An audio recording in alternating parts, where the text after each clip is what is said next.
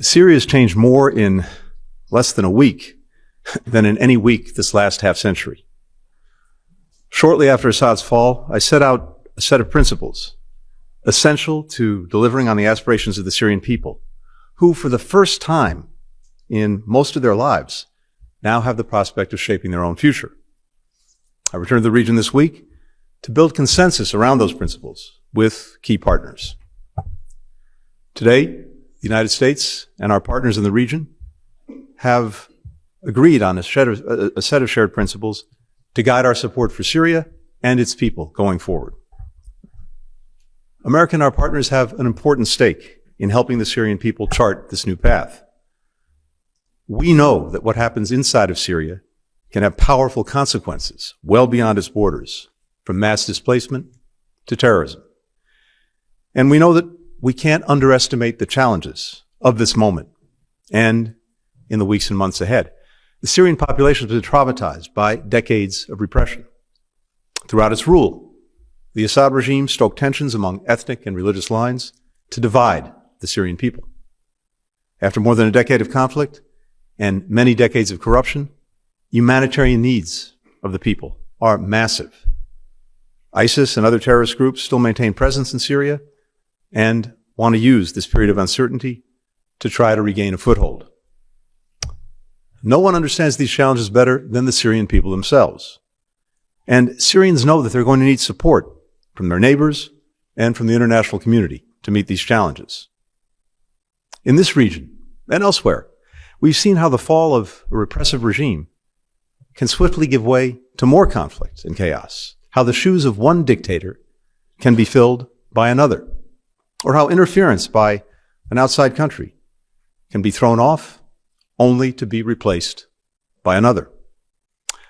That's why it's so important that we and our partners came together today to agree on principles that will guide our efforts to help the Syrian people meet these challenges and build the inclusive, non-sectarian, peaceful, and sovereign state that they want.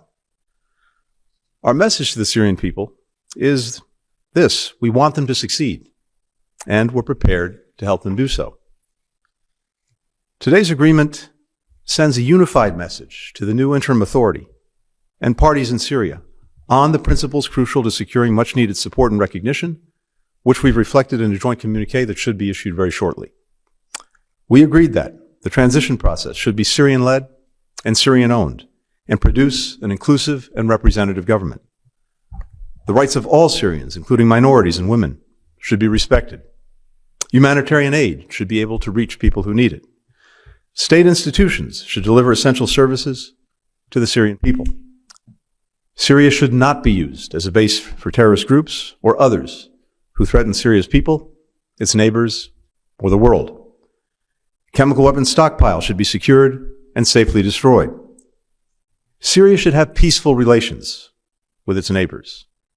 Relevant organizations should have access to facilities that can help determine the fate of missing Syrians and foreign nationals, and eventually hold abusers accountable. On this point, let me just add that the United States continues our own dogged, determined efforts to find American journalist Austin Tice and bring him home safely. Now, no one has any illusions about how challenging this time will be, but there's also something incredibly powerful at work: a Syrian people determined to break with the past and shape a better future. Look at what we've seen over the past few days, what the world has seen. So many demonstrations of Syrians' commitment to build a different kind of nation, to embrace their newfound freedom, to choose national unity over narrow sectarian or ethnic interests. We see it in people who came out to mosques and public squares around Syria for Victory Day celebrations, including the thousands who packed into Damascus's Umayyad Mosque. We see it in the thousands of Syrian families of disappeared people trying to help one another find missing loved ones.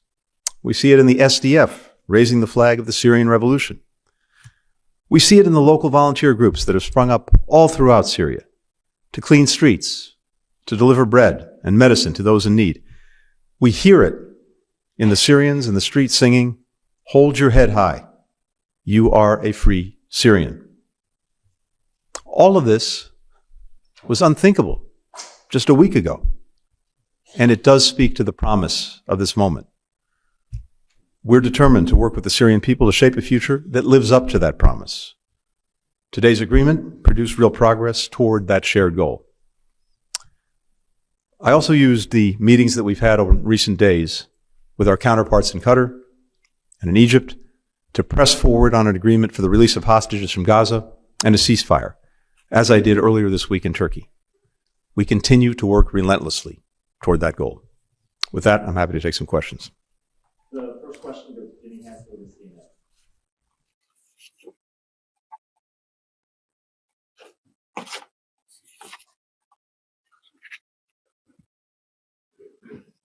Thank you.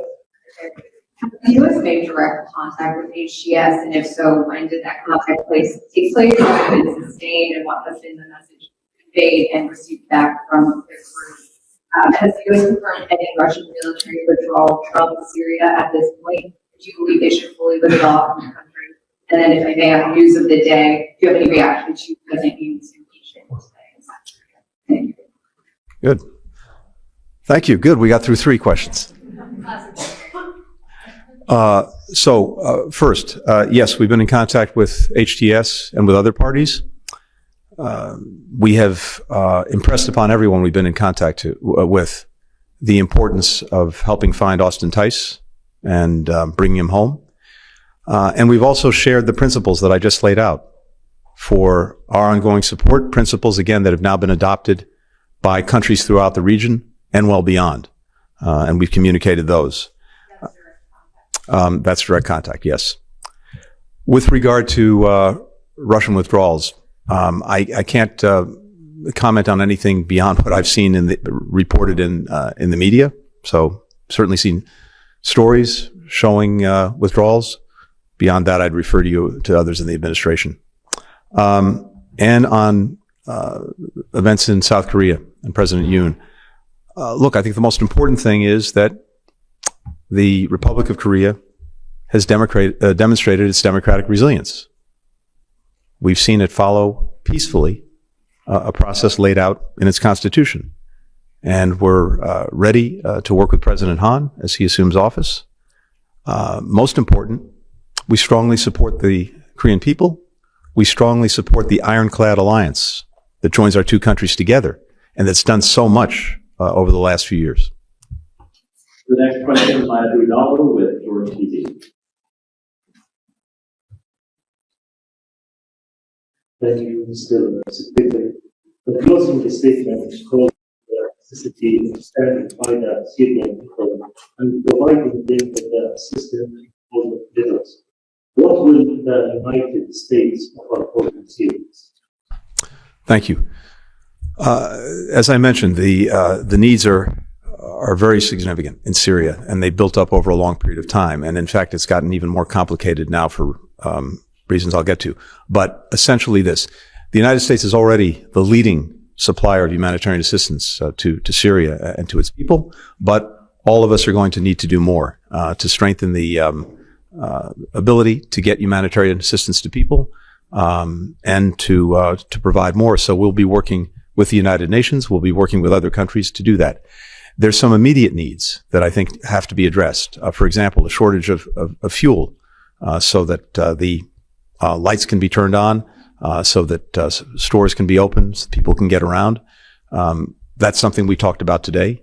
We'll be focused on that, a near-term need. Wheat also in urgent need. So those are some of the immediate tasks.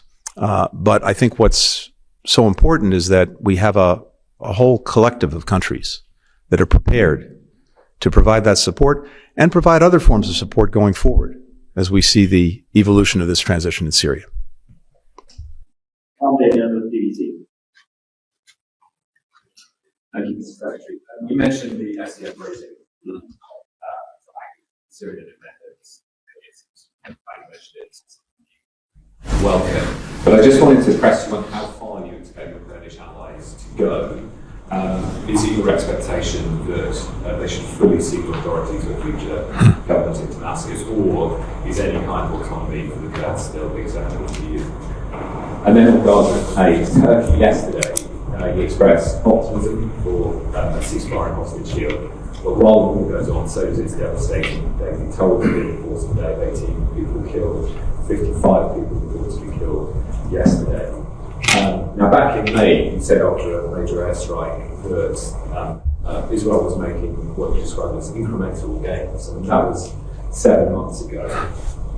So as the US arms this military action, what is your assessment of the strategy now? What is going on? Is it anything beyond applying pressure to Hamas to get into the negotiating table? And if it is that, then simply not seeing ordinary Palestinians as a possible. Thank you, Tom. So on the SDF, first we have the urgency of now, and the urgency of now is to make sure that the success that we've had over the last years in ending the territorial caliphate of ISIS, making sure that ISIS was in a box and stays there, that remains a critical mission. And the SDF is playing a critical role in pursuing that mission, a critical role, among other things, in securing the detention facilities that hold 10,000 or so foreign terrorist fighters, and also helping to repatriate them to their countries of origin. So, as I've discussed with our colleagues in Turkey and discussed with others, it's very important in this moment that it be able to continue in that role, because this is a moment of vulnerability in which ISIS will seek to regroup, taking advantage of the transition in Syria. Over time, of course, we hope to see a Syrian state emerge, one that is fully representative, that's non-sectarian, that's inclusive, that can bring together all parts of the Syrian community, including, for example, in its in security forces. That's a goal. That's, I think, what everyone in Syria would want to see happen, is a country that comes together. How that happens, how the country's organized, those are obviously decisions for Syrians to make, for all communities to participate in making those decisions. But that's going to be a process that unfolds over time. With regard to Gaza, as I said, I think the single most important thing that can happen to change the reality on the ground for children, women, and men who remain caught in this crossfire that Hamas initiated so many months ago would be to conclude a ceasefire and hostage return deal. That's the single thing that can fundamentally change what's going on in Gaza, and that's why all of us are working intensely to bring it over the finish line. It's been the focus of my efforts, the efforts of my colleagues over the course of the last few days, Jake Sullivan, Brett McGurk, Bill Burns, and others. And that's what will make the biggest difference. And this is the moment to finally conclude that agreement. For Hamas, as I've said before, the cavalry is not coming to the rescue. They are not going to get the wider war that they've long sought, whether it's with Hezbollah attacking Israel, whether it's Iran, whether it's the many Iranian-aligned proxy groups. That's not going to happen. And I suspect that one of the reasons they've re-engaged in a more positive way in the last couple of weeks reflects that. And Israel, as I've said, some time ago, achieved its core military objectives necessary to helping ensure that October 7th never happens again, dismantling the military organization of Hamas and dealing with the leaders who were responsible for October 7th.